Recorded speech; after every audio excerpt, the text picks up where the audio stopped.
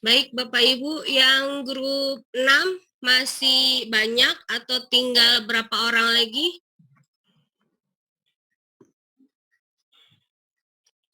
Belum selesai saya data Mbak Nana. 1, 2, 3. Mungkin teman-teman yang sudah ada Lanjut di aja, link lanjut.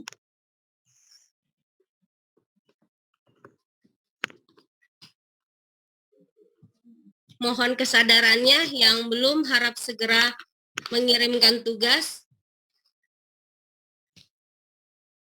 Jika ada masalah atau kendala mungkin bisa disampaikan lewat Japri, mungkin ke Bu Novi atau ke saya. Oke, siap Ibu.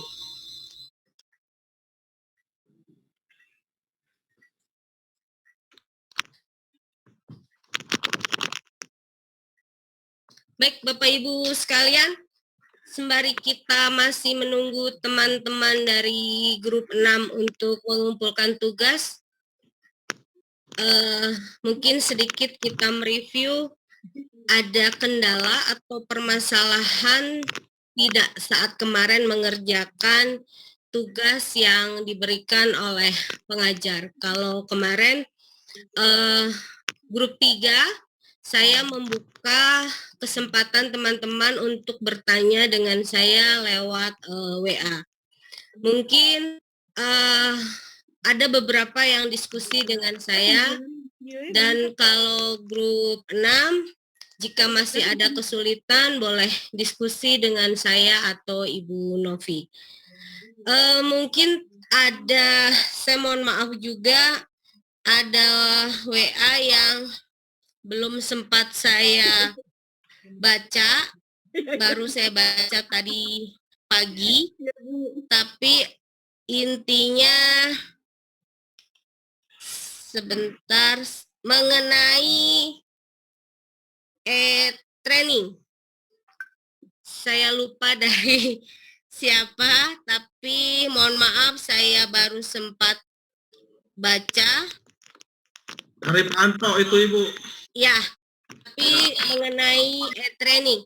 Baik, untuk training tersebut itu buktinya seperti kita ketahui bahwa teman-teman harus membuat yang namanya video pembelajaran, di mana seperti kegiatan-kegiatan sebelumnya yang pernah dilakukan oleh teman-teman dari Stankom tentang pembuatan e-training. Jadi bukti-buktinya selain surat tugas yang difotokopi dan dilegalisir, bahwa jika Stankom tidak mengeluarkan sertifikat, berarti teman-teman harus melampirkan yang namanya storyboard dan storyline tentang e-training tersebut, dan sudah ada bukti bahwa videonya sudah teman-teman upload di platform, entah itu di YouTube dan lain sebagainya. Jadi ketika kita melakukan penilaian, ketika kita mencoba untuk mengkoreksi atau istilahnya mengecek keabsahan atau kebenaran video tersebut, kita bisa dengan sangat mudah menemukan video tersebut di mana dan digunakan untuk apa dan siapa yang membuatnya. Mungkin seperti itu, Bapak. Mohon maaf saya baru sempat membacanya, tapi terima kasih tugasnya sudah dikumpulkan. Yang lain lagi mungkin dari grup 6 mungkin boleh saya tambahkan bahwa semua surat perintah itu harus dilegalisir ketika melakukan pengumpulan dupak, karena nanti ada hubungannya, kita akan integrasi ke dupak online dan integrasi PAK. Jadi teman-teman diharapkan mulai tahun 2022 apapun itu surat perintah itu harus dilegalisir, jadwal pelatihan dilegalisir, daftar hadir dilegalisir, sertifikat kegiatan juga dilegalisir. Dan jangan lupa setiap kegiatan harus ada yang namanya laporan kegiatan dan lembar pengesahan yang dilegalisir dan ditandatangan oleh pimpinan. Buat teman-teman yang masih kesulitan mengenai bukti-bukti dukung di setiap butir kegiatan, apabila menyusun UPAK masih ada kesulitan, boleh nanti japri ke saya. Saya akan coba bantu teman-teman dalam penyusunan dupak, paling tidak sampai dupak itu jadi dan diplenokan. Karena memang di grup ini sebagian saya sudah beberapa kali ketemu ketika kita pleno. Jadi saya harap apa-apa yang kurang bisa kita tambahkan di sini dan dijadikan kelengkapan untuk berkas-berkas sebelumnya. Dan catatan juga buat teman-teman, kalau kemarin saya sudah sampaikan di grup 3, saya mungkin tambahkan di grup 6, jika ada yang masih CPNS, belum Dikdas, atau belum ada Pak pertama, mohon namanya, unit kerjanya, angkatannya ditulis di grup supaya bisa kami sampaikan ke panitia. Mungkin itu yang bisa saya sampaikan. Mungkin ada tambahan dari Ibu Novi? Izin bertanya Ibu. Boleh Mas Nasrullah. Ya, dari BLK Bondowoso Ibu. Baik Pak. Ini ada titipan pertanyaan Bu dari yang PNS baru pengangkatan kemarin fungsional 2022. Baik. Ya, ini kan belum dapat pak pertama. Baik. Oh, nah ini apa boleh saya ketik di tadi yang menurut Ibu tadi terus diketik apa boleh? Apa yang harus di sini itu Bu? Yang pertama. Ya. Yang kedua, ini kan dia Dikdas 2020. Berarti kan sebelum diangkat fungsional, ya sudah mengajar Ibu. Apakah saat mengajar itu bisa dinilaikan walaupun belum diangkat fungsional? Gitu.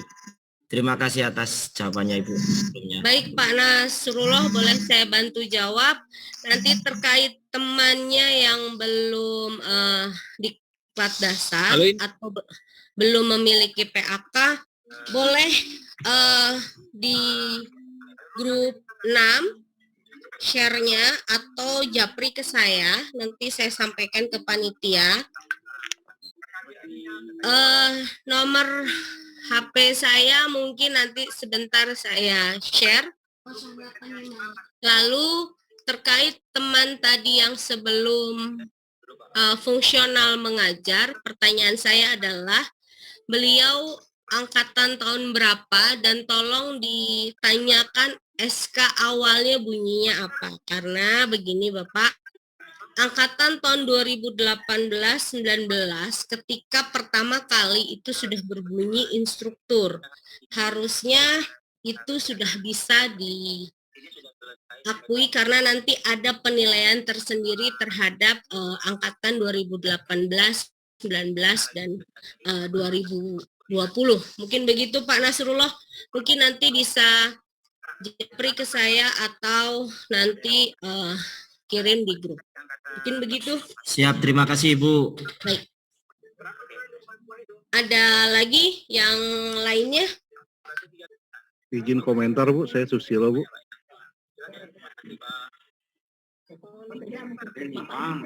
Baik Bapak. Iya, gini Bu, mohon maaf.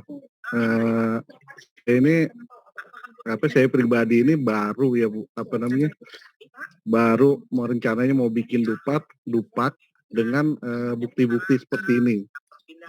Jadi buat saya hal yang baru, terus saya mengikuti BIMTEK ini sebenarnya pengen tahu nih Bu, kalau misalkan kita mengajar apa aja bukti yang dibutuhkan. Begitu. Jadi emang kemarin begitu ada tugas, saya sendiri kelabakan untuk ini. Karena selama ini udah berapa tahun kita bikin dupak, kita nggak pernah diminta buktinya gitu.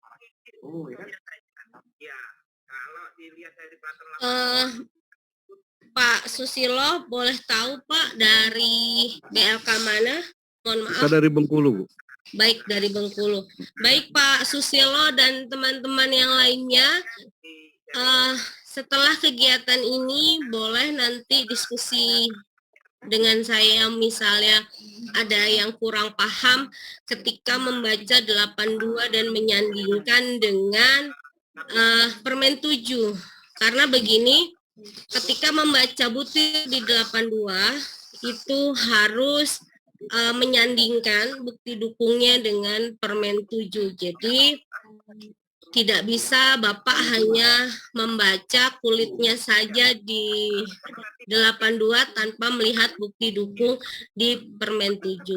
Dan perlu saya ingatkan juga, Permen 7 itu bahasanya adalah bahasa hukum Bapak Ibu. Jadi itu kata-kata memang namanya peraturan adalah bahasa hukum. Sehingga Bapak Ibu ketika satu butir kegiatan itu tidak bisa membacanya di atas saja, harus membaca secara keseluruhan.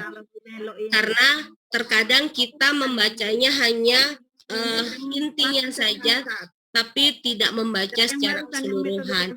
Dan masih terjadi kesalahan ketika mengumpulkan bukti-bukti dukungnya. Jadi nanti boleh Pak, kalau mau diskusi secara pribadi dengan saya, nanti kita bantu setelah kegiatan ini. Boleh dengan saya atau boleh dengan tim pengajar yang lainnya. Terima kasih Pak.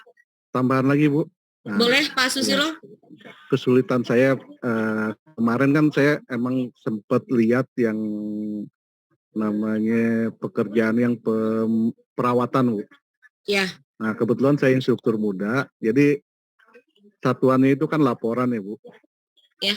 Nah, di kami itu kan belum pernah buktinya itu seperti apa, Bu. Jadi kami tuh kebingungan bentuk laporan formatnya itu seperti apa tuh.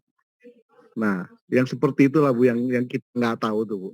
Baik, Bapak Ibu, nanti akan saya bantu terkait mengenai contoh kegiatan melakukan perawatan, kegiatan membuat job sheet, kegiatan membuat lesson plan dan sebagainya. Semoga nanti bisa membantu.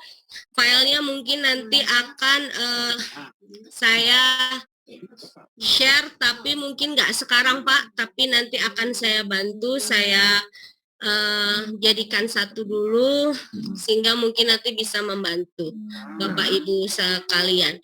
Karena kemarin saya sampaikan bahwa batasan instruktur pertama itu di mana, instruktur muda itu di mana, dan instruktur madya itu di mana. Ketika Bapak Ibu mengatakan bahwa di BLK kami hanya saya instrukturnya, tapi posisinya misalnya madya, tapi melakukan pekerjaan di bawahnya, kalau saya kemarin menyampaikan bahwa tidak ada kegiatan yang tidak bisa dikerjakan. Semua bisa dikerjakan, tapi saya informasikan lagi bahwa kegiatan yang kita lakukan memang tidak semuanya bisa masuk angka kredit.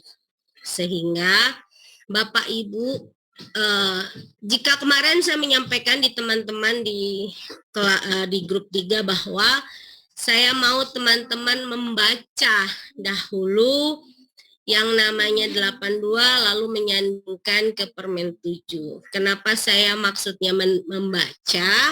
Agar teman-teman tidak fokus hanya pada kegiatan pengajaran dan pelatihan saja. Begitu Pak Susilo. Banyak kegiatan lainnya yang teman-teman bisa pilih-pilih di situ sebenarnya. Memang tidak besar Pak poinnya, tidak banyak. Tapi harapan kami adalah Bapak Ibu sekalian, walaupun itu poinnya kecil, poinnya sedikit, paling tidak itu tidak nihil. Mungkin seperti itu Pak. Bu, izin bertanya Bu. Boleh Pak Ivan. Bu, mengenai konversi dari Permen 36 ke yang baru ini Bu. Ya. Kan banyak butir yang hilang itu. Bagaimana mengkonversinya ke depok yang baru? Gitu. Memang banyak butir yang hilang, Pak.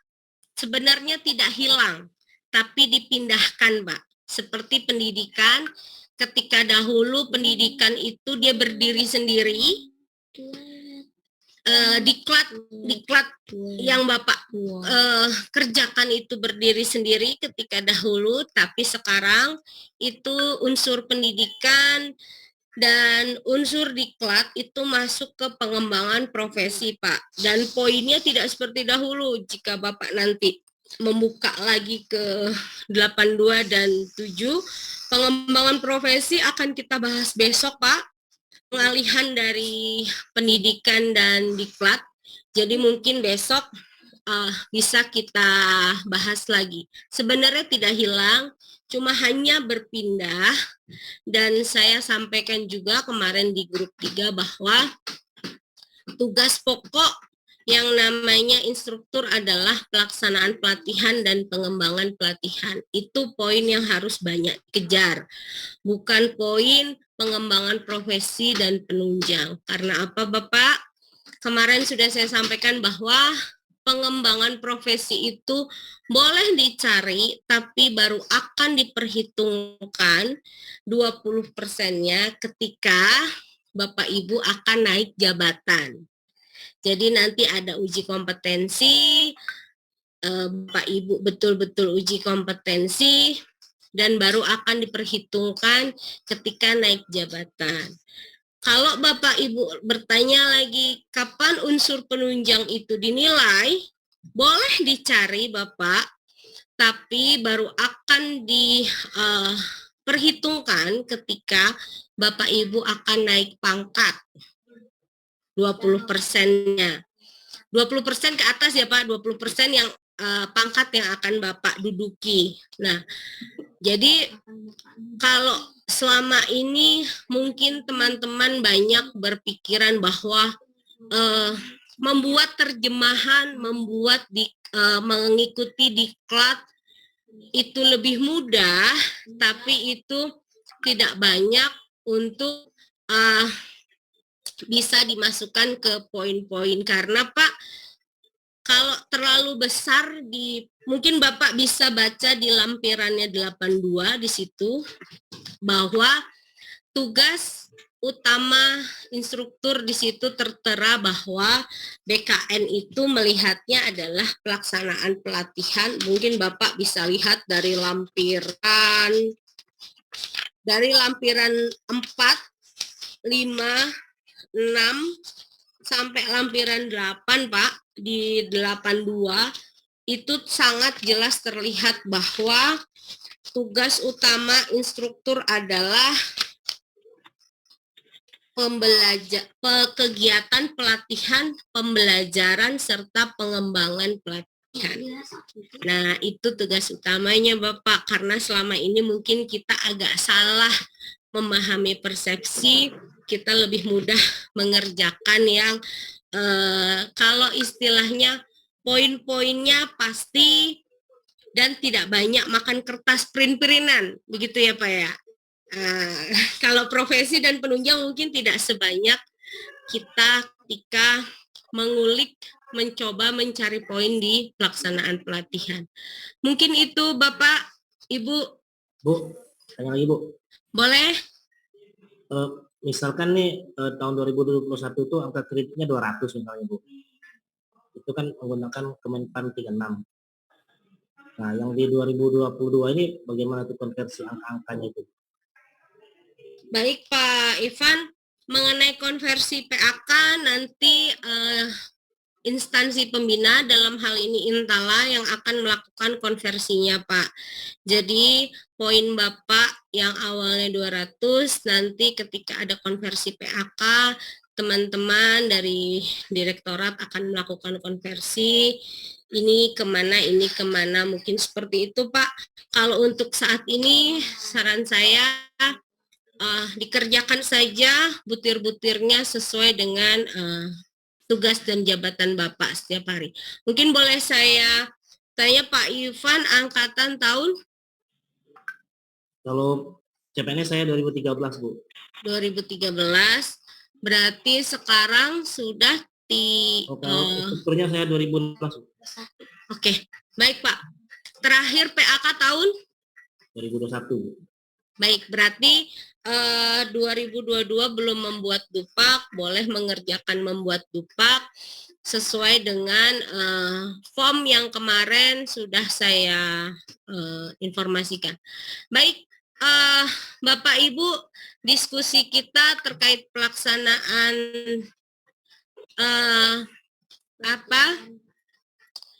pelaksanaan pelatihan, mungkin nanti kita akan simulasi di hari terakhir. Jika ada yang mau bertanya boleh japri saya. Mungkin bertanya, Bu. Boleh Terakhir, Mbak Bu. Nimas. Kemarin sudah Iya. kirim data ya? Sudah. Iya. Gimana Mbak? Ini kemarin ada dari Nimas BLK juga. Kabupaten. Gimana Mbak Nimas? Bukan Nimas satunya kayaknya. Iya. Saya dari BLK Kabupaten Pekalongan, kebetulan tahun depan akan membentuk tim penilai angka kredit sendiri, karena sebelumnya kita gabung di BLK lain. Nah, apakah ada persyaratan yang harus kami penuhi terkait dengan salah satunya mungkin jumlah instruktur yang harus tergabung maksimal minimalnya berapa, kemudian syarat-syarat apa saja yang harus kami penuhi untuk membentuk tim penilai angka kredit. Terima kasih, Mbak. Baik Mbak Nimas, yang pasti tim penilai angka kredit itu adalah instruktur. Mungkin nanti bisa dibaca lagi di 82 Mbak Nimas, syarat tim penilai itu apa, dan yang pasti tim penilai itu harus memiliki rekomendasi dari instansi pembina, dalam hal ini mungkin Direktorat Intala. Terkait pembentukan tim angka kredit, nanti Mbak Nimas bisa diskusi dengan Direktorat Intala terkait syarat-syarat apa saja yang harus dilengkapi. Mungkin begitu Mbak Nimas? Iya, Mbak. Terima kasih. Izin bertanya boleh? Boleh, Pak. Saya dari Beni, saya dari BLK Temanggung. Di sini saya sebagai tim penilai angka kredit sekaligus sebagai instruktur juga, Bu. Ya. Yang ingin saya tanyakan, ini kan ada instruktur kami itu yang mengumpulkan yang namanya manual book. Yang manual book kan sekarang sudah bisa dinilai. Nah, itu yang kami kebingungan untuk menilai apakah manual book atau terjemahan dari jurnal internasional itu untuk penilaiannya bagaimana, Bu? Kemudian satu lagi untuk ini BIMTEK seperti ini, misalnya angka kredit atau karya tulis gitu, apakah juga bisa dinilai kalau lewat Zoom? Itu aja, Bu. Terima kasih. Baik Pak Beni, terkait manual book lalu BIMTEK itu masuk ke pengembangan profesi, jadi nanti kita bahasnya besok saja ya Pak. Oke, supaya nanti kita nggak melebar pembahasannya, yang pasti kegiatan BIMTEK sekarang online bisa dinilai Pak. Bapak bisa membacanya lagi dengan detail. 82 PR Pak Beni, berarti nanti saya tambahkan hari ini, tolong cari terkait dengan kegiatan pengembangan profesi, mengikuti BIMTEK, workshop, dan lain sebagainya. 82 disandingkan dengan 7 Pak. Berbunyinya kalau online harus bagaimana, kalau offline harus bagaimana. Ya Pak Beni, untuk manual book dan KTI, terkait KTI, sejauh ini masih kita pending Pak, berhubungan dengan akan ada yang namanya instansi pembina membuat aturan tersendiri terkait penulisan karya tulis ilmiah terkait KTI Pak. Untuk terjemahan kita bahas esok hari. Mungkin begitu Pak. Mungkin diskusinya saya sudahi dulu. Nanti jika masih ada penasaran-penasaran, boleh japri saya. mungkin Bu Novi akan menjelaskan materi kita hari ini dan selanjutnya kita akan diskusi mengenai materi hari ini. Nanti saya akan bantu jika ada yang masih kesulitan terkait materi hari ini, yaitu pengembangan pelatihan. Baik, Bapak Ibu, selanjutnya akan dipandu oleh Ibu Novi. Baik, Mbak Nana, terima kasih. Sebenarnya lebih seru ya Bapak Ibu kalau kita ini hari ini lebih banyak diskusi ya. Saya yakin Bapak Ibu sudah memiliki pedoman ya, baik 82 dengan Permen 7. Sebenarnya hanya tinggal membaca saja. Seperti tadi Mbak Nana tinggal menyandingkan dari 82 dengan 7. Nah, izin share Bapak Ibu. Kita coba melanjutkan materi yang kemarin. Kalau kemarin Bapak Ibu kita fokus di tugas, di mana tim mengajar meminta Bapak Ibu untuk membuat ya, mengisi terkait kegiatan Bapak Ibu selama kalau kami hanya meminta selama 1 semester dari periode Jan-Jun, tapi ada nih beberapa yang membuat sampai Desember. Itu luar biasa, saya beri apresiasi kepada Bapak Ibu yang mengerjakan sampai Desember.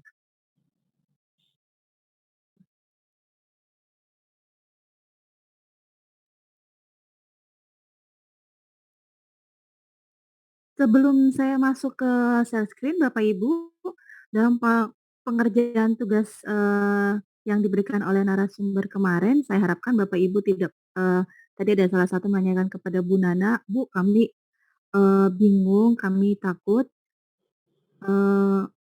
ibaratnya takut salah apa dokumen pendamping yang harus dikumpulkan ya.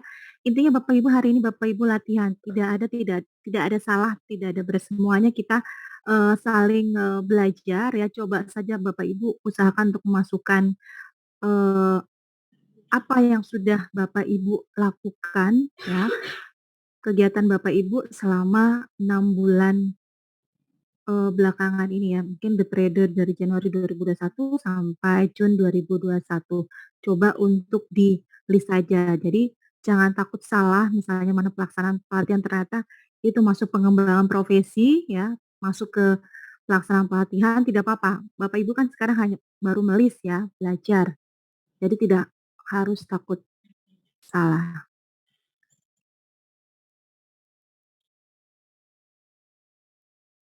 Kemarin kita sudah masuk ke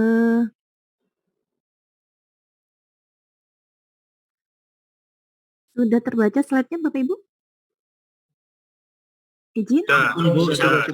Sudah, oke. Kemarin kita yang pertama ya, tadi saya juga perlu tekankan kepada Bapak Ibu tadi sesuai dengan informasi yang diberikan oleh Bu Nana ya, kalau Bapak Ibu sebagai trainer tidak terlena dengan kegiatan yang lain terutama untuk pengembangan profesi. Biasanya teman-teman ini melihat lebih mudah pengembangan profesi, mereka lebih banyak mengerjakan di pengembangan profesi ya, banyak ikut BIMTEK, banyak ikut seminar-seminar pelatihan, tapi lupa dengan fungsi utamanya itu mengajar.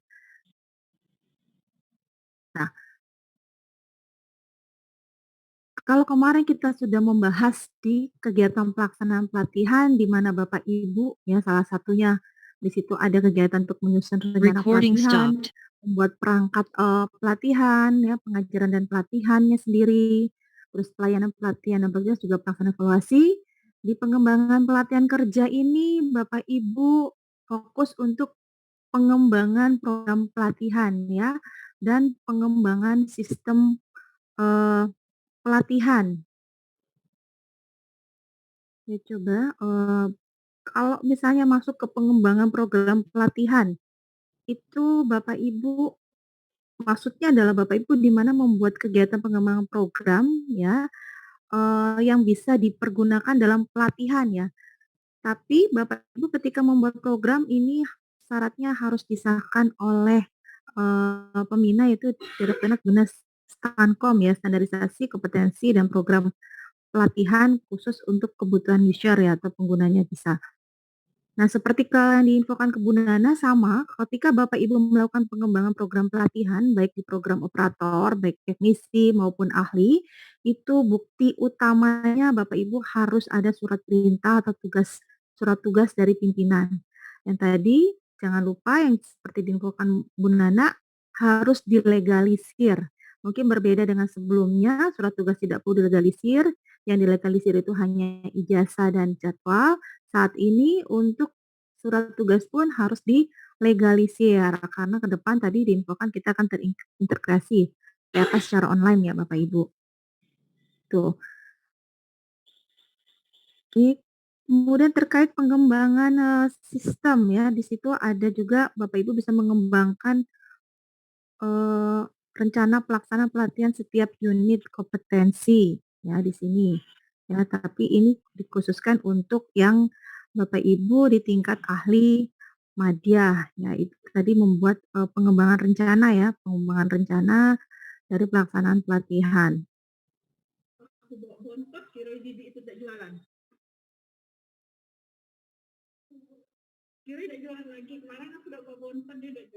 Jadi intinya di pengembangan sistem pelatihan Bapak Ibu dituntut membuat suatu inovasi ya, program-program yang bentuknya inovasi ya, Bapak bisa menciptakan suatu metode ya, metode atau sistem pelatihan yang baru ya, yang mungkin tidak ada yang yang tadinya tidak ada menjadi ada. Jadi penjelasannya itu seperti Bapak Ibu bisa membuat rancangan ya atau atau seperti rekayasa sistem. Jadi sudah mempunyai ibaratnya sudah mempunyai planning bagaimana membuat suatu sistem pelatihan yang baru ya. Itu di bagian pengembangan sistem pelatihan atau mungkin Bapak Ibu membuat suatu pengembangan di tadi kalau tadi ada pertanyaan e-learning ya, Bapak Ibu juga bisa mengembangkan suatu platform e-learning ya untuk suatu program pelatihan ya. Bentuknya apa Bu? Nah, mayoritas tadi baik tadi merancang bisa berbentuk laporan ya, mengembangkan platform juga berbentuk laporan. Itu sebenarnya fokus untuk teman-teman yang ahli madya ya, ini sebenarnya tugas teman-teman yang di ahli madya dan ahli utama. Kalau teman yang di muda apakah bisa Bu? Boleh ya, kalau untuk naik satu tingkat masih diperbolehkan ya dengan pertimbangan perkalian 80% nanti untuk poinnya. Ya, jadi mayoritas sebenarnya untuk yang bagian pengembangan pelatihan ini lebih banyak dikerjakan oleh teman-teman yang ahli madya maupun ahli utama, tapi teman-teman untuk yang di ahli muda itu pun juga boleh mengerjakannya ya. Jadi walaupun itu tugas dari madya. Izin Jadi bertanya selain Bu Novi bisa? oh ya, Iya, silakan. ini Bu Novi titipan dari teman. Seorang teman, maksud saya instruktur di tempat kami membuat suatu inovasi berupa peralatan seperti apa sih namanya, pembuat abon seperti itu, kemudian pendingin untuk kapal ikan. Nah, apakah itu termasuk di pengembangan pelatihan kerja atau pengembangan apa gitu? Mohon pencerahannya. Terima kasih. Oke, terima kasih. Berarti sudah prototipenya ya, Mbak? Sudah ada. Oke, berarti masuknya ke pengembangan sistem pelatihannya ya? Itu Oh, punya begitu. prototipe dari produknya. Oke, terima kasih. Boleh diajukan, yang penting sudah ada tadi ya, naskah tadi, ada seperti prototipenya sudah ada, kemudian untuk dokumen yang menjelaskan tentang tadi untuk inovasinya, situ jadi tidak hanya berupa wujudnya saja tadi prototipenya, tapi juga ada lembar tertulis ya dokumen yang menjelaskan bagaimana pembuatan prototipe itu. Jadi saya ulangi, termasuk pengembangan sistem pelatihan ya? Iya, betul Mbak. Iya. Oke, terima kasih Bu Novi. Iya. Kenapa masuk ke pengembangan sistem pelatihan? Nggak tahu. Karena mempunyai inovasi yang baru, jadi mana itu akan lebih membantu peserta pelatihan lebih memahami ya, dibandingkan mungkin hanya teori, jadi sehingga dengan prototipe yang baru bisa lebih memahami lagi dari materi yang diberikan. Jadi sistem pelatihannya akan berjalan lebih efektif. Tapi ini ditujukannya untuk nelayan atau maksudnya untuk masyarakat, bukan untuk siswa. Mohon maaf, pesertanya nelayan atau bagaimana? Oh bukan, maksud saya pembuatan suatu perangkat, ya perangkat, maksudnya peralatan ya, inovasi, tetapi ditujukannya untuk masyarakat, seperti itu. Bisa saja, kan masyarakat juga kan peserta pelatihan kita. Jadi peserta pelatihan itu kan tidak hanya yang harus berdasarkan program pelatihan ya. Inovasi pun apabila itu memang berguna untuk masyarakat.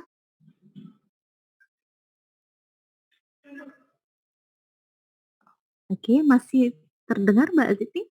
Iya, terdengar jelas. Stable internet saya tadi sini keterangannya. Oke, jadi kalau kami pribadi sendiri ya, kalau pelatihan itu kan bukan saja pelatihan peserta pelatihan PBK yang hanya di BLK ya, Mbak.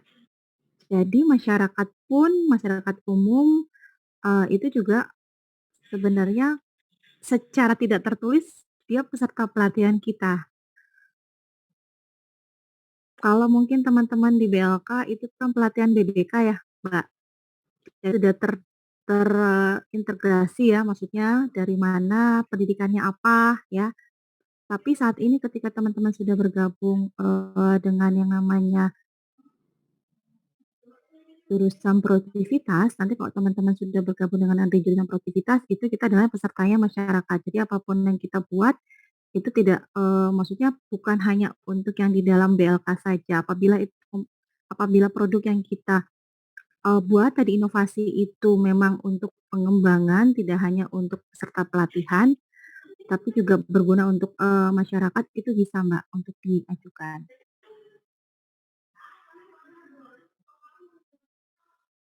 Gimana Mbak Sydney?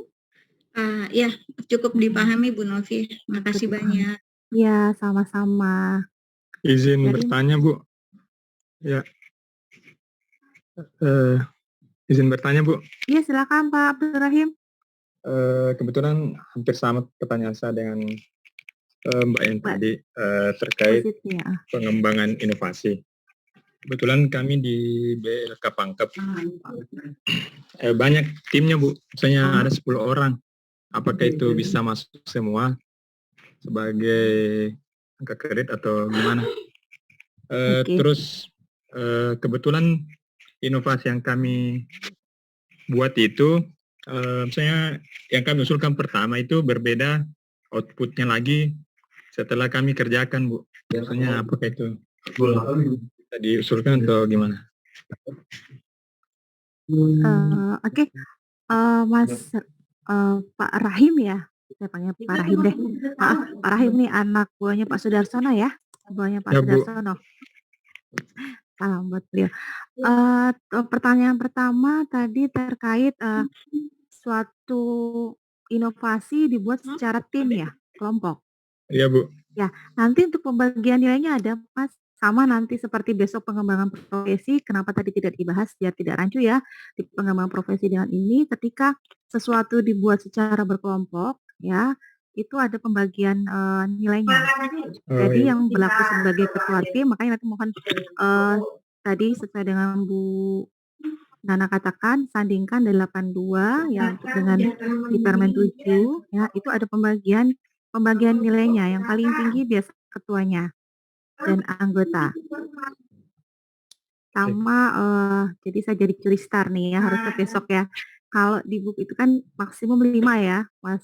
Saya tidak tahu ini. Kalau di pengembangan tadi inovasi itu apakah 10 orang dapat poin atau tidak, tapi yang pasti yang jelas untuk ketua itu nilainya berbeda dengan anggota. Ya, kan nanti bisa tugaskan ada ketua timnya siapa, terus anggotanya siapa. Itu yang pertama ya. Tadi yang kedua boleh diulang Pak Rahim? Ya Bu. Untuk yang kedua kebetulan program yang kami usulkan pertama itu modelnya pembuatan. Nah, setelah keluarannya itu berupa modifikasi, Bu. Jadi kayak produknya sudah ada, sisa kita modifikasi. Jadi setelah kami lakukan survei ke lapangan, ternyata produknya sudah ada, sisa dimodifikasi untuk menjadi lebih efisien lagi, Bu. Mungkin itu. Hasil outputnya saja, Bu, peralatannya saja, Bu. Hasilnya saja yang berubah. Ya, Bu.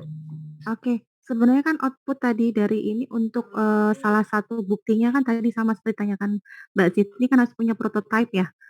Ada prototipenya, kemudian secara terdokumentasi bagaimana proses itu terbuat. Tidak masalah, yang penting sih dari bukti fisiknya saja ada.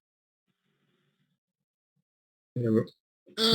Maaf sebelumnya boleh saya ditambahkan, Mbak?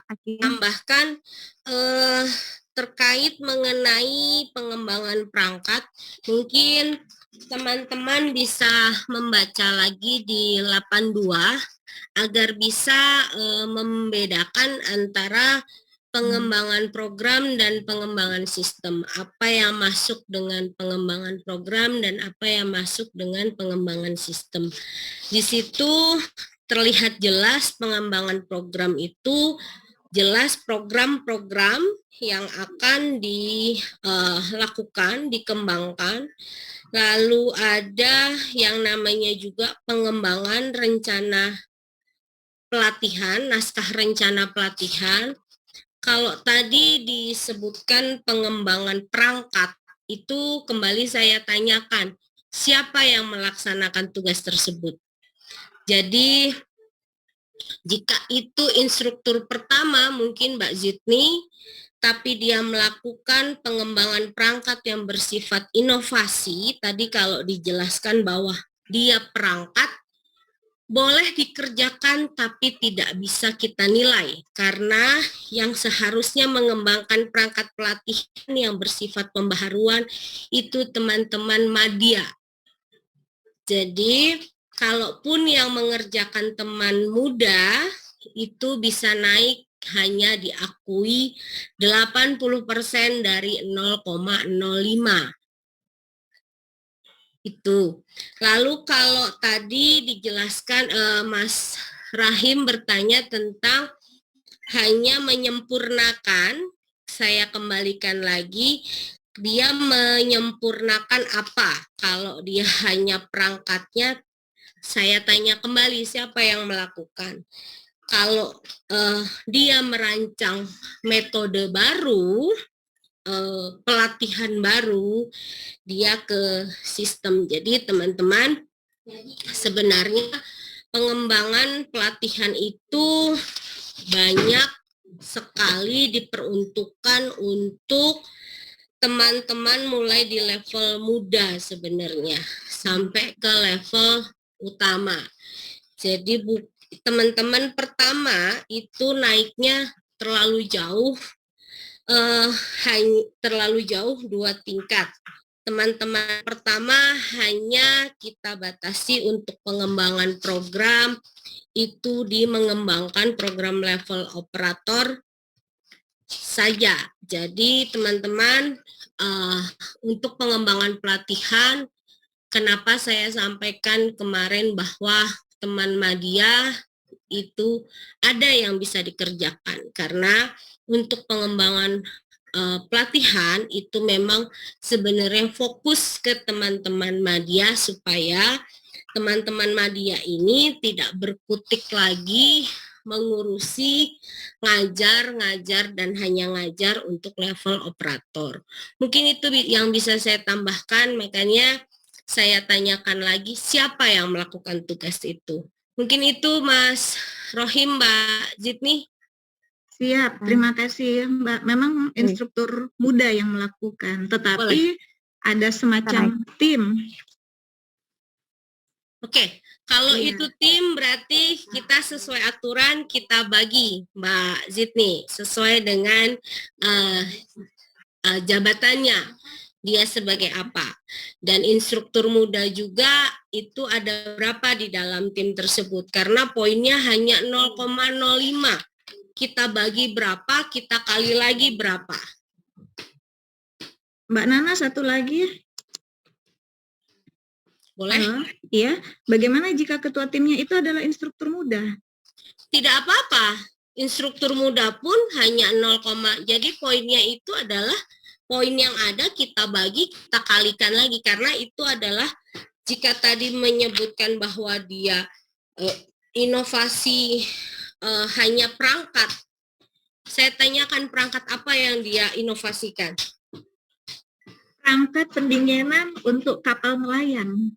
Oke, perangkatnya saja atau yang tadi Bu Novi sampaikan sistemnya saja? Makanya tadi saya tanyakan harus detail Mbak Zidni dalam mengumpulkan bukti sehingga bisa membaca ini dimasukkannya kemana.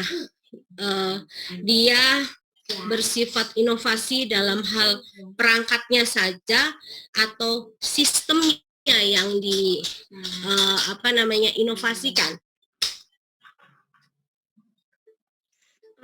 Mbak Nana, mohon maaf saya kurang mengerti dengan sistemnya ini apa sih maksudnya? Mohon dijelaskan. Oke, sistem itu metodenya, pelatihannya yang tadi dijelaskan itu Mbak Zidni, bahwa yang bersangkutan membuat, tadi saya kurang begitu terdengar. Yang dikerjakan butir kegiatannya berbunyi, boleh dibantu ya. Bantu. Apa ya? Yang mana Mbak Nana? Mohon maaf. Boleh dibantu Mbak Zidni, butir kegiatannya judulnya teman-teman membuat apa? Membuat pendingin untuk kapal nelayan. Oke. Membuat pendingin berarti buat itu bukan sistemnya ya. Kalau tadi kan pemikiran saya awalnya dengan Bu Novi, dia sistem pelatihannya, ternyata yang hanya perangkatnya saja ya. Mesin pendingin. Ya, tapi bukan sistemnya yang dibuat ya? Iya, bukan. Oke, berarti dibaca lagi. Kalau hanya perangkatnya, berarti di poin perangkat. Dibaca lagi 82 dan Juknis 7, apa saja unsur-unsurnya. Jadi, makanya kenapa saya sampaikan ke teman-teman, membacanya betul-betul dipahami, jangan sampai salah memasukkan butir kegiatan. Karena kita salah masukkan butir, salah angka, salah ke sananya lagi. Mungkin Mbak Zidni udah berapa kali ketemu saya, udah paham harus bagaimana. Jadi tadi saya sama kayak Bu Novi, pemikiran kami awalnya sistem, tapi ternyata hanya perangkatnya saja yang dibuat. Mungkin itu Mbak Zidni. Siap. Kalau seumpamanya nanti saya kurang bisa memberi pemahaman kepada teman, nanti saya hubungi Ibu Nana. Boleh. Terima kasih. Sama-sama. Boleh dilanjutkan Mbak Novi? Baik, Mbak Nana. Saya tambahkan lagi Mbak Siti ya. Tadi pemahaman saya tadi yang dijelaskan oleh Bu Nana ya, terkait perangkat itu kan ada salah satu butir ya. Salah butir yang mengembangkan perangkat pelatihan yang bersifat pembaharuan atau inovasi. Sebenarnya cocoknya masuknya ke situ.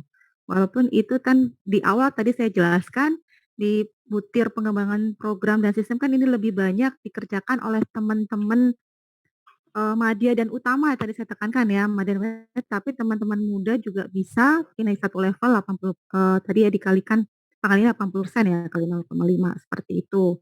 Jadi nanti bisa dimasukkan yang ke bagian ke pengembangan program pelatihan Mbak Sydney, itu ada salah satu bukti untuk pengembangan perangkat alat pelatihan ya. Tadi kan bentuknya perangkat ya, alat ya? Iya betul. Kalau alat berarti maksudnya ke pengembangan program pelatihannya. Karena ada salah satu itu mengembangkan perangkat pelatihan yang bersifat pembaharuan atau inovasi.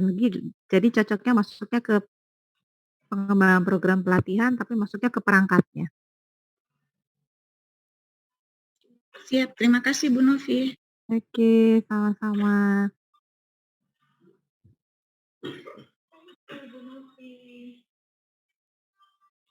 Oke, tadi jadi sampai lupa tadi kita sampai mana ya? Sudah membahas, mungkin saya ulang lagi dari pertanyaan Mbak sini ya, supaya, teman-teman di sini juga tidak lupa dan saya juga perlu tekankan apa yang tadi disampaikan oleh, Bu Nana terkait kegiatan pengembangan pelatihan ini terdiri dari 2 unsur ya, ada pengembangan program pelatihan dan pengembangan sistem pelatihan.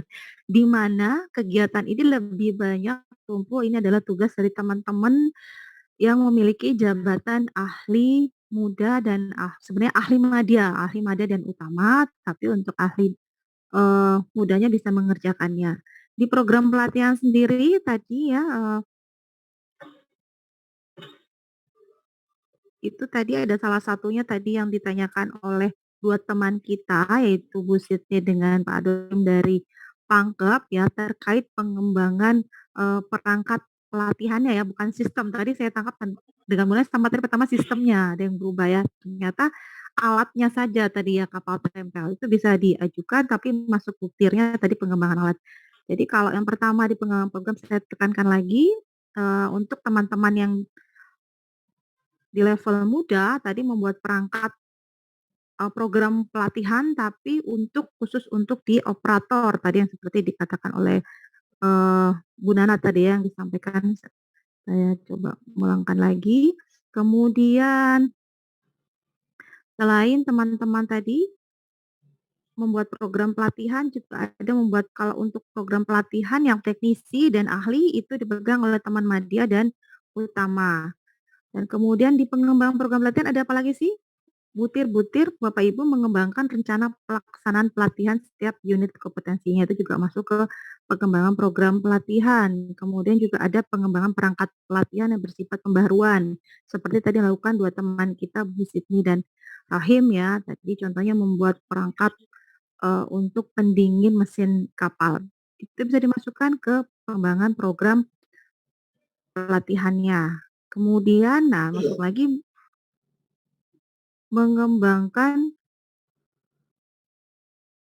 modul pelatihan. Jadi modul yang sudah ada itu mungkin di, review lagi, dibuat lagi, hanya saja kalau untuk, eee, modul ini Bapak Ibu harus jadi tidak hanya terlegalisir ya dari, pimpinan, tapi juga ini sudah terlegalisir oleh teman-teman di Stankom ya, Bina Standarisasi dan Kompetensi, karena memang untuk modul itu adalah wewenang teman-teman di, standarisasi dan kompetensi atau Stankom.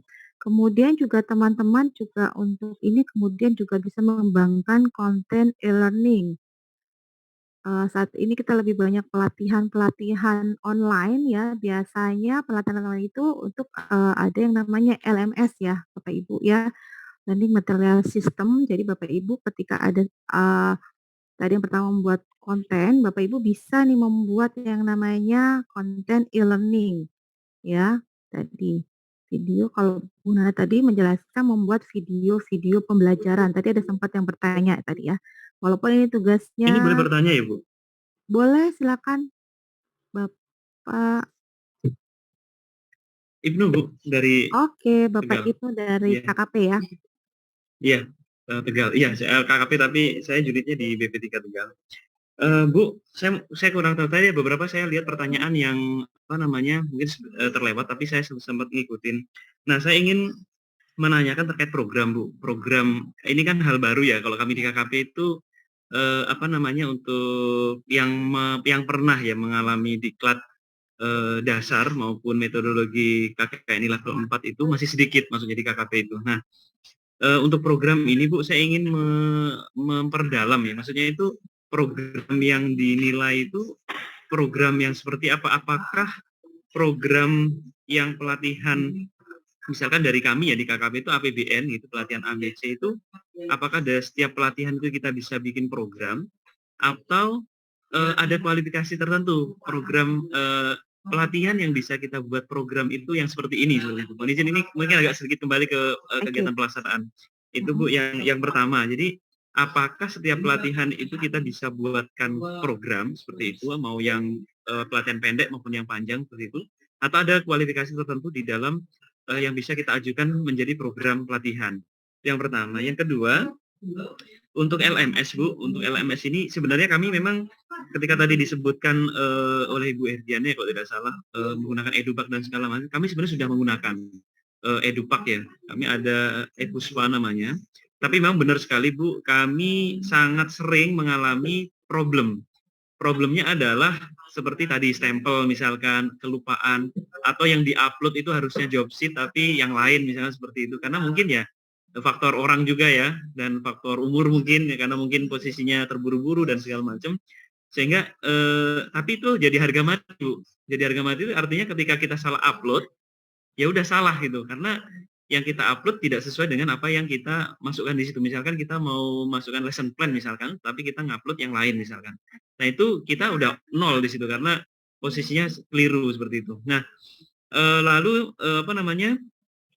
Stempel tadi benar. Jadi beberapa di kami itu memang stempel itu tidak di-stempel langsung ya oleh TU-nya seperti itu, karena memang mungkin ada perubahan SP dan segala macam sehingga itu yang mengakibatkan ada yang terlupa seperti itu. Sehingga ketika di online-nya tersebut dicek itu tidak berstempel atau mungkin lupa di paraf itu, dan itu nggak bisa kita perbaiki lagi karena memang pure apa yang kita tampilkan di apa namanya ePuspa tersebut atau EduPak tersebut itu apa namanya yaitu adanya seperti itu Bu.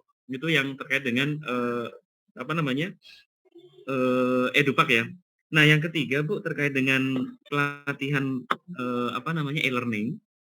Di kami itu ada namanya untuk masyarakat itu kami ada sebenarnya, tetapi itu dibuat oleh pusat ya seperti itu. Nah kami diberikan wewenang untuk mengisi konten tersebut, mengisi konten. Jadi kami bukan sebagai pembuatnya, tetapi kami sebagai pengisi kontennya seperti itu. Nah dalam hal seperti ini yang bisa dinilai nanti di apanya Bu, di kontennya ya, di kontennya saja atau apa maksudnya seperti itu? Apakah kita mengisi kontennya itu bisa kita diakui untuk pengisi kontennya seperti itu atau tidak bisa diajukan seperti itu?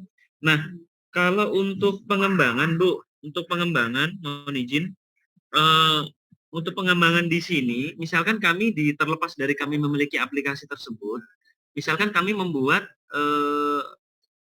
apa ya? Contoh sekarang misalkan yang gampang ya, selain LMS itu ada namanya Google Classroom misalkan, Google Classroom ataupun mungkin yang aplikasi-aplikasi lain yang non berbayar ya, yang mudah digunakan. Apakah itu bisa diajukan misalkan seperti itu? Karena beberapa bulan terakhir itu saya lihat ada semacam apa namanya pelatihan menggunakan Google Classroom ini lebih mudah dibandingkan menggunakan LMS seperti itu. Sehingga kemarin kami cepat bergeser ke menggunakan Google Classroom seperti itu. Nah, apakah penggunaan Google Classroom ini bisa diakui atau tidak itu Bu? Yang ingin saya tanyakan. Lalu ini tempat saya mohon maaf ini borongan Bu, saya tanyakan. Saya ingin menanyakan terkait dengan uji kompetensi. Uji kompetensi ini di Kemenpan yang lama ini bisa kita ajukan ya seperti itu. Nah, tapi di Permenpan yang baru di 82 ataupun di Juknisnya Permenpan 7 itu tidak muncul untuk uji kompetensi. Nah, uji kompetensi ini secara IKU organisasi saya lihat masih masuk Bu. Secara IKU organisasi di kami ya, di balai kami di KKP itu artinya di SKP masih masuk di SKP kami. Tetapi saya nggak tahu apakah ini di Dupak bisa kita ajukan, kalaupun bisa masuk kemana gitu. Itu Bu, terima kasih. Oke, borongan sekali pertanyaannya ya. Semoga saya tidak lupa ya Pak Ibnu. Akan dari terakhir dulu terkait dengan tadi uji kompetensi, mungkin tidak hanya kepada Pak Ibnu, kepada teman-teman juga semua. Untuk tahun ini untuk sertifikat uji kompetensi tidak bisa kita nilai kecuali pelatihannya, itu masih kita akui. Tapi kalau Bapak Ibu untuk sertifikat kompetensinya memang itu tidak diakui, jadi sifatnya 0. Ya, sesuai dengan aturan yang baru, mohon dibaca kembali. Memang berbeda dengan yang sebelumnya, untuk setiap unit kompetensi kita berikan nilai. Jadi kalau 14 poin unit kompetensi yang ada di situ yang kita diujikan, jadi poinnya langsung 14, itu kalau sebelumnya. Tapi yang terbaru untuk uji kompetensi ini, hanya sertifikat pelatihannya saja yang kita nilai untuk sertifikat uji kompetensinya tidak kita nilai, tidak bisa dimasukkan ke dalam dupak. Boleh dimasukkan ke dalam dupak? Boleh, tapi tidak kita nilai. Jadi 0 gitu ya. Jadi kita percuma saja kalau Bapak Ibu masukkan kalau nilainya 0. Jadi tidak usah dimasukkan untuk sertifikat kompetensinya. Tapi kalau sertifikat pelatihannya boleh. Ya itu masih kita nilai. Itu terkait tadi kompetensi. Kemudian saya kembali ke pertanyaan yang pertama terkait program pelatihan. Ya Pak Ibnu ya. Program pelatihan yang dibuat itu program pelatihan yang sesuai dengan SKKNI-nya teman-teman KKP punya atau program pelatihan yang diajukan oleh pimpinan? Saya tanya dulu. Baik Bu. Kebanyakan kami itu pelatihan apa ya? Kalau yang APBN tuh given ya Bu ya dari pusat. Misalkan sudah ditentukan pelatihan A, B, C, D seperti yang mau yang blended learning ataupun yang reguler seperti itu ya. Itu sudah muncul di apa ya di anggaran kami. Nah itu yang kita latihkan. Nah yang satu lagi adalah pelatihan ini mungkin ada beberapa basisnya SKKNI. Ada juga yang basisnya standar internasional Bu ya seperti AIMU seperti itu.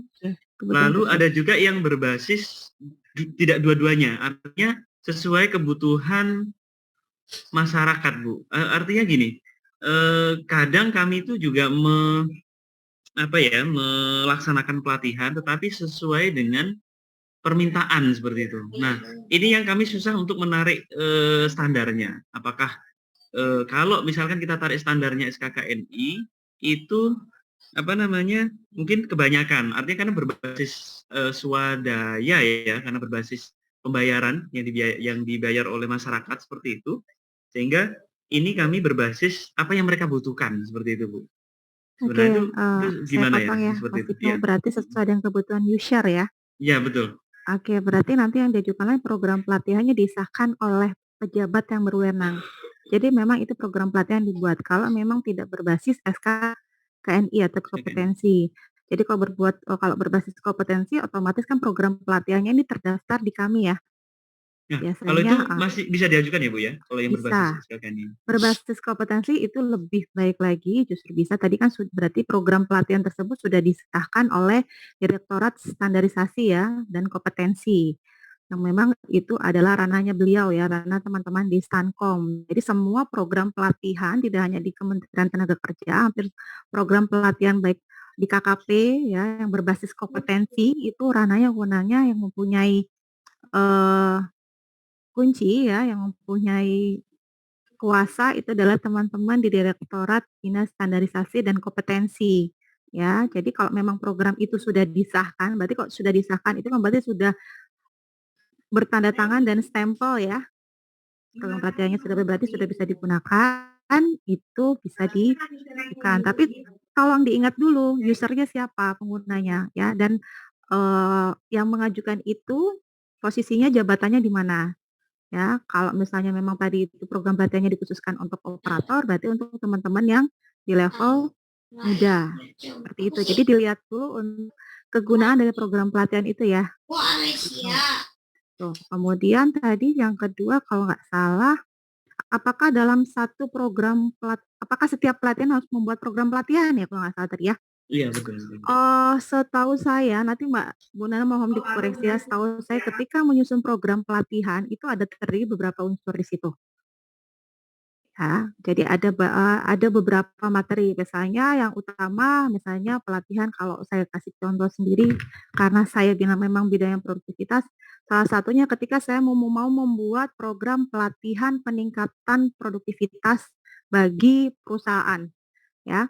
Berarti materi nanti yang akan saya di situ ada subnya lagi di dalamnya, apa yang harus saya berikan di dalam program pelatihan peningkatan produktivitas bagi perusahaan. Ya pasti kalau perusahaan berarti harus ada K3. Nah, jadi kan ada pelatihan K3-nya, kemudian motivasi pasti situ ada sendiri. Dan kemudian juga ada pelatihan terkait dengan alat-alat, tools, dan teknik metode peningkatan produktivitas. Jadi ada beberapa nanti pelatihan di dalamnya. Biasanya ya program pelatihan ini tidak berdiri sendiri, tapi nanti dia ditompang oleh beberapa pelatihan. Itu yang namanya program pelatihan ya. Berbeda kalau pelatihan kan dia berdiri sendiri ya. Kalau pelatihan motivasi berarti hanya motivasi. Kalau program berarti situ ada beberapa unsur atau ada beberapa poin di situ, seperti itu Pak Ibnu. Itu pertanyaan ketiga sudah terjawab ya. Oke, terus 3, 5 sudah, tinggal pertanyaan keempat nih tadi saya lupa. Tadi pertanyaan keempat tentang apa ya? Jadi saya lupa, saking burung. Content e-learning. Content e-learning. Tadi Iya. kan sudah ditekankan oleh Bu Nana di awal, teman-teman, ketika membuat konten e-learning, apakah bisa diajukan ya. Apa yang diajukannya yaitu tadi storyline atau storyboard-nya ya. Walaupun mungkin teman-teman tidak membuat, jadi saya ulang yang mungkin tadi tidak menyimak yang dijelaskan Bu Nana ya. Dan sebenarnya kalau kemarin juga saya sudah sempat menjelaskan nih di hari pertama untuk kelas yang di kelas saya juga sudah menjelaskan terkait e-learning ya, bisa diajukan ya teman-teman tadi. Kalau memang bukan sistemnya pasti yang buat pasti bukan jelas bukan kita. Biasanya orang pihak ketiga yang membuat sistemnya ya. Hanya kita yang bagian untuk mengisi atau membuat materi pelatihannya ya, video pembelajarannya untuk modul pelatihannya itu kan dikembalikan ke user yang menggunakan. Jadi bisa diajukan nanti kalau memang bentuknya tadi video pembelajaran berarti sebelum membuat video pasti mempunyai storyboard ya, storyboard-nya ada atau seperti itu, Pak Ibnu. Baik, boleh saya menambahkan Boleh. untuk Mas Ibnu terkait tadi pertama program pelatihan. Selama ini bahwa menurut 82 dan juknisnya dan verifikasi tentang berkas-berkas dupak teman-teman yang sudah kami lakukan bahwa program pelatihan itu semua program boleh dibuat. Tidak ada program yang tidak boleh dibuat karena dimaksudkan untuk beberapa hal. Ada yang berdasarkan kebutuhan, ada yang berdasarkan permintaan, ada yang menggunakan standar internasional, standar khusus. Tapi pertanyaannya kembali lagi, apakah semua program, semua modul yang kita buat itu bisa kita ajukan untuk penilaian? Tidak. Saya jelas menyebutkan tidak. Karena apa? Ini berhubungan kalau di kami itu tadi disebutkan oleh Bu Novi kembali ke Direktorat Standarisasi Kompetensi Program dan Pelatihan. Jadi ada yang namanya validasi dengan Direktorat Stankom Proklat. Mungkin di KKP biasanya beberapa program pelatihan mungkin ada yang menggunakan program yang digunakan oleh Stankom yang sudah dikeluarkan oleh Stankom atau mungkin KKP memiliki sendiri Direktorat Standarisasi Kompetensi Program Pelatihan. Nah, kenapa hal ini saya sampaikan Bapak Ibu? Ini terkait dengan plagiasi. Jadi program modul yang bisa mengajukan adalah orang yang menyusunnya. Kita tahu dia menyusun itu dari mana. Pertama adalah ada surat perintah menyusun. Ada surat tugas menyusun. Dan ketika saya buka aplikasi Direktorat Stankom, saya menemukan program tersebut atau modul tersebut memang disusun oleh misalnya Pak Ibnu. Begitu Pak, terkait program dan modul. Jadi kenapa saya katakan seperti ini? Karena sering kejadian bahwa program tahun ini misalnya membuat roti misalnya.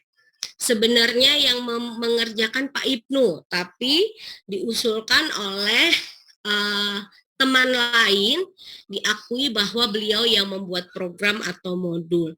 Semua sudah di-print, semua sudah dilampirkan di dalam berkas dupak, tapi ketika kita mengecek keabsahan dari program atau modul tersebut, kami tidak menemukan nama yang bersangkutan.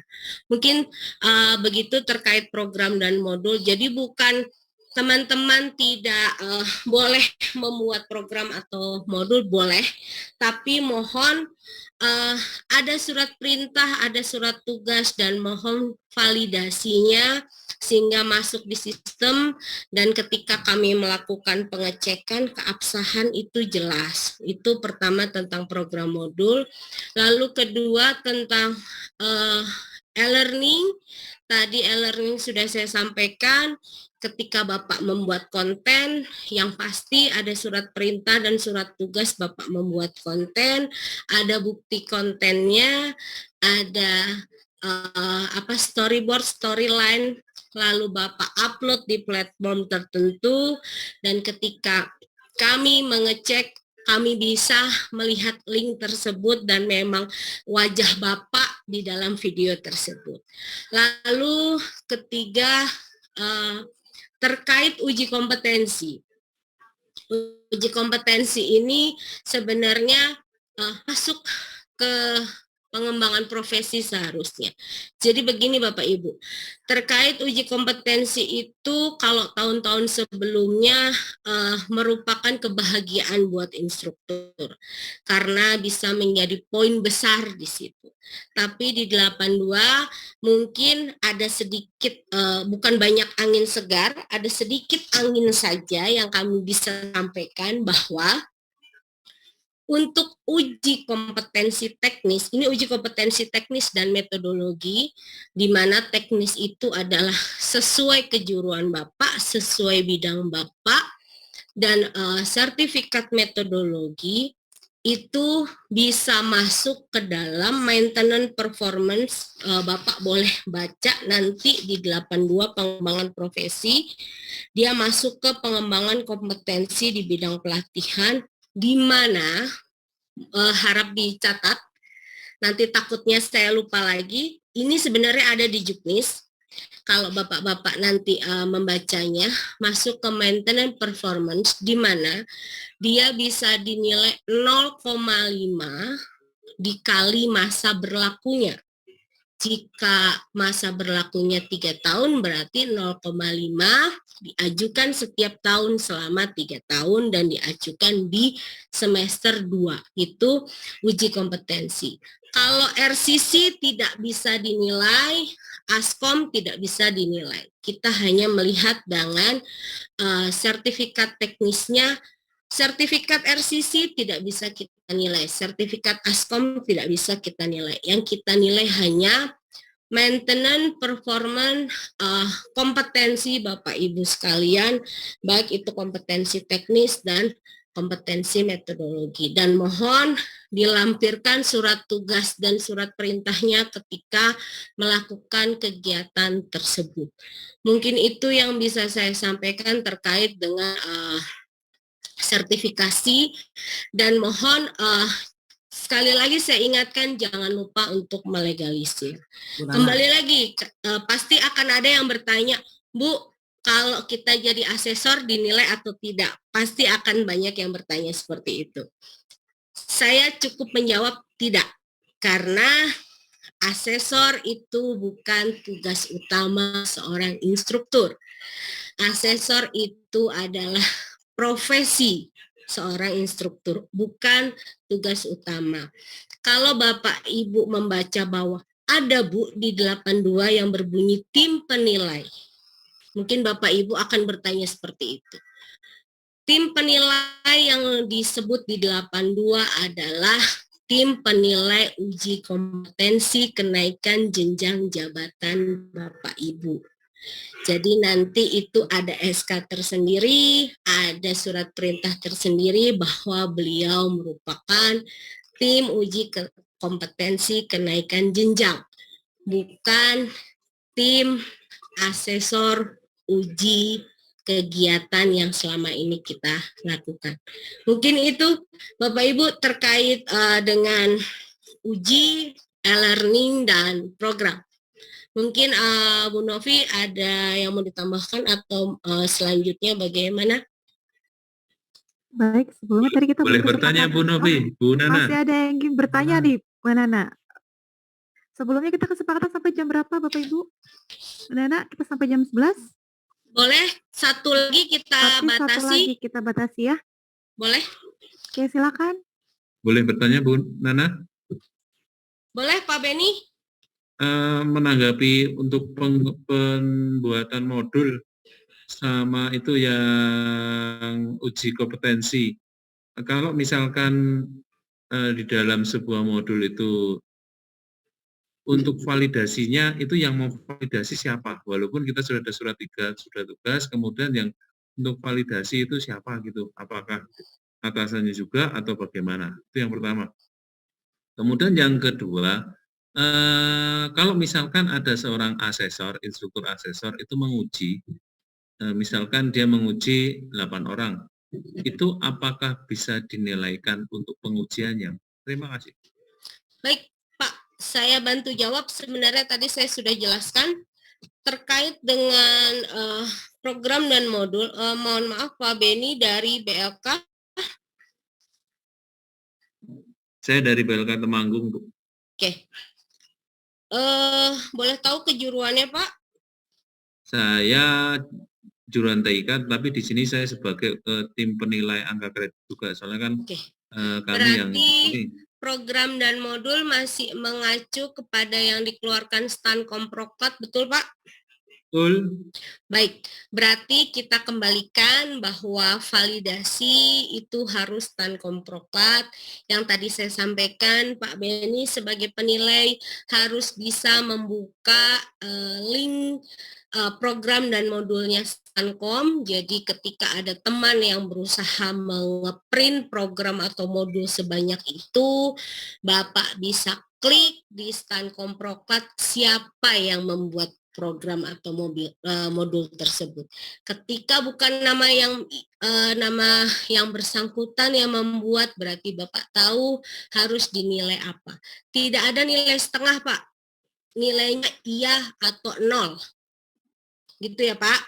Jadi kalau ada yang pengajuan pembuatan Stankom, pembuatan program atau modul, yang pasti dia harus ada undangan dari Stankom Proklat Pak, dan ada surat perintah dari pimpinan, dari Kepala Satuan Kerja beliau untuk bertugas membuat program atau modul tersebut. Dan ketika Bapak mengklik di dalam di dalam program itu ada.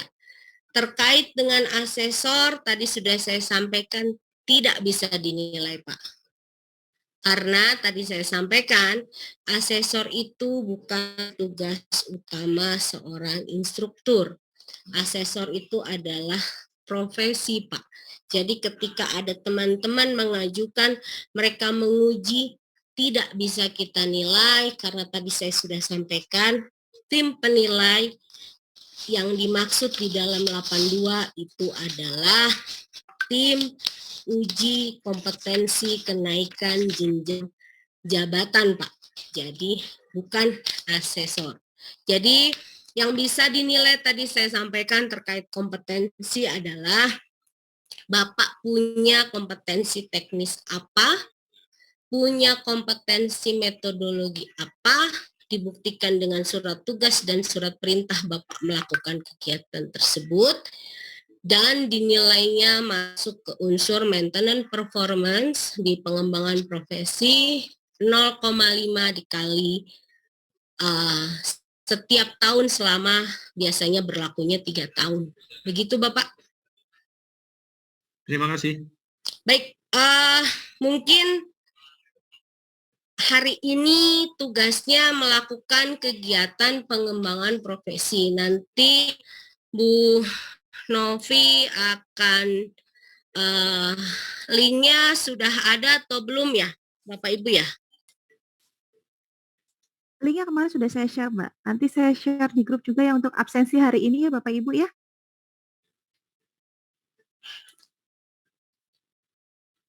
Linknya yang kemarin ya Mbak?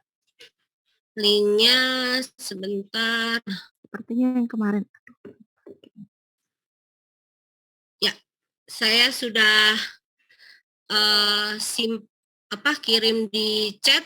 untuk contoh pengembangan profesi terkait dengan kopnya, bulan dan sebagainya bisa disesuaikan dengan bapak-bapak dan ibu.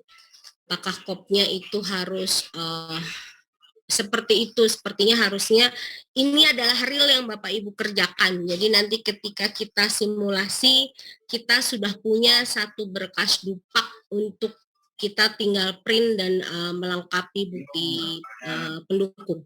Seperti itu. Bu Nana, Boleh? Bu Nana. Boleh. Pengembangan pelatihan atau pengembangan profesi tugas kita ini? Pengembangan pelatihan. Hanya pengembangan pelatihan. Pengembangan pelatihan ya Mbak, jangan ya, ketukar. jadi hari ini ya. tugasnya adalah pengembangan pelatihan, di mana terkait pengembangan program dan pengembangan sistem pelatihan. Itu yang hari ini dikerjakan dan saya mohon maksimal jam 3 sore semua sudah masuk tugas untuk hari ini di grup 3 dan grup 6. Mungkin Izin, itu yang saya sampaikan. Izin Bu Gimana Nana, Mbak? Bagaimana Ya, jika silakan. seandainya saya bertahun-tahun ini belum pernah melakukan pengembangan pelatihan? Kalau belum dicari-cari Mbak Jitni, kira-kira mau ngapain? Karena 2022 masih ada sampai tanggal 31. Ya, makanya kalau memang tidak ada, tolong disimulasikan saja. Dan memang agak berat untuk pengembangan pelatihan, tapi saya mohon teman-teman paling tidak mau mencoba mensimulasikan. Izin tanya Bu. Boleh, Pak Fikar? Mau tanya Bu. Untuk yang e-learning, itu saya mau tanya. Jadi seumpama pada saat kita melaksanakan PBK, tapi melaksanakan pembelajaran dan pelatihan, tapi sebelumnya itu kita bikin konten Bu. Tapi untuk memudahkan peserta pada saat di tengah-tengah pelatihan. Contoh kebetulan kan saya kejuruannya listrik. Jadi pada saat sebelum kita melaksanakan praktikum, video itu bisa kita tampilkan. Apakah video pendek itu bisa dijadikan sebagai angka kredit? Itu yang pertama Bu. Ya. Yang kedua, yang terkait dengan sertifikat uji kom Bu. Perbedaan antara yang sertifikat yang RCC dengan yang asli bukan RCC itu ada bedanya nggak Bu? Maksud saya supaya bisa membedakan ini masuk yang ranah yang bisa dinilai atau yang masuk yang maintenance apa ya tadi ya? Oke, terima kasih Bu. Pak Fikar, terkait mengenai tadi video pembelajaran ya, Bapak membuat video untuk memudahkan saat pengajaran ya? Yep. Nah, itu Bapak mohon baca lagi di pelaksanaan pelatihan Pak, itu bisa masuk ke media pembelajaran Pak, video 2 dimensi dan 3 dimensi. Ya, itu adalah alat bantu Bapak saat mengajar. Oh, bukan di pengembangan profesi ini bukan Bu ya? Bukan, itu masuknya ke Bapak membuat media pembelajaran, alat bantu Bapak dalam mengajar. Walaupun dimasukkan ke dalam link YouTube pun itu juga bukan termasuk learning ya Bu ya? Karena tadi kan Bapak bilangnya saya membuat video untuk membantu mengajar. Bapak mengajaran online atau offline? Offline Bu. Baik, berarti itu media pembelajaran Pak masuknya. Oh begitu. Ya. Oke. Untuk yang kedua Bu. Mengenai tadi sertifikat ASKOM atau RCC, kita tahu bahwa kita menjadi asesor itu kalau dari BNSP ada 3 unit Pak, betul? 3 unit kompetensi. RCC juga 3 unit kompetensi. Itu tidak bisa kita nilai. Jadi yang hubungannya dengan asesor kompetensi atau RCC asesor kompetensi itu tidak bisa kita masukkan. Yang kita masukkan adalah sertifikat BNSP teknis Bapak sesuai kejuruan dan teknis metodologi pelatihan. Oke, Bu Nyun Sewu, berarti kalau umpamanya ada sertifikat teknis, tapi RCC, tapi itu masih bisa dinilai ya Pak? Sertifikat teknis tapi RCC bukan sertifikat teknis Pak. Oh, Misalnya Bapak TIK, Bapak mempunyai sertifikat teknis misalnya video editor atau digital marketing atau desain grafis itu bisa. Teknis. Bapak mengikuti teknis. oh berarti untuk yang teknis itu berarti bukan RCC ya Bu ya? Bukan. Terima kasih Bu. Baik. Oke, Bapak Ibu, mungkin kita sudahi dulu siang hari ini diskusi, boleh kita lanjutkan lewat chat dan chat saja, Pak. Iya, boleh Bu Novi sambung lagi, dan tugas saya dan Bu Novi berharap maksimal jam 3 sore sudah masuk ke dalam link sehingga Bapak Ibu ketika pulang kerja sudah tidak ada PR lagi. Mungkin itu dari saya. Sekian dan terima kasih. Assalamualaikum warahmatullahi wabarakatuh. Mungkin Bu Novi mau menambahkan lagi. Oke, Mbak Nana, terima kasih. Bapak Ibu tadi ya seperti yang diinfokan oleh Mbak tadi, tolong tugasnya kalau bisa time limitnya jam 3 ya. Kalau kemarin di grup 6 nih banyak yang mohon maaf kalau saya tidak membaca chat satu persatu dan slow respon dan ada yang bertanya, tugas kami banyak Bu, tidak hanya ini saja. Sebenarnya bukan Bapak Ibu saja, saya sendiri dan Bu Nana pun sebenarnya berbagi tugas. Kami juga dalam kondisi juga ada 2 tugas yang harus dikerjakan, bidang angka kredit dan ada kegiatan lain di belakang kami.